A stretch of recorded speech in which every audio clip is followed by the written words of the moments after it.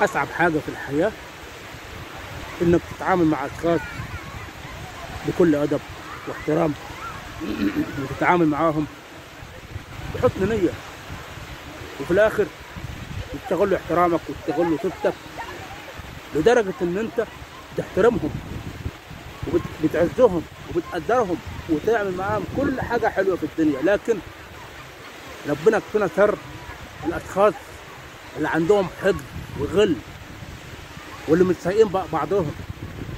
عايز أقول لكم يا جماعة، يا ريت نحسن من نفسينا ونغير من صحتنا نفسينا، كل واحد يحافظ على أخلاقه وأدبه واحترامه.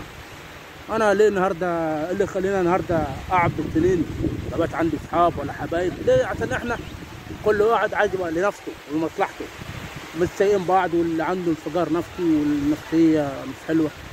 لكن عايز أقول لازم نعيش اللحظة، لازم نعيش اللحظة، فإن الحياة حلوة وتحب من يحبها.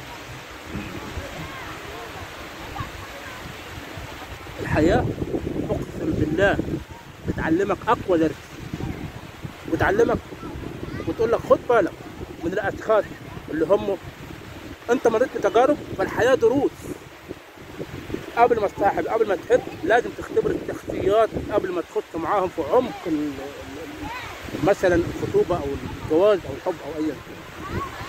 وعايز أقول لكم أحلى يوم فيه كذا اشتراك ولايكات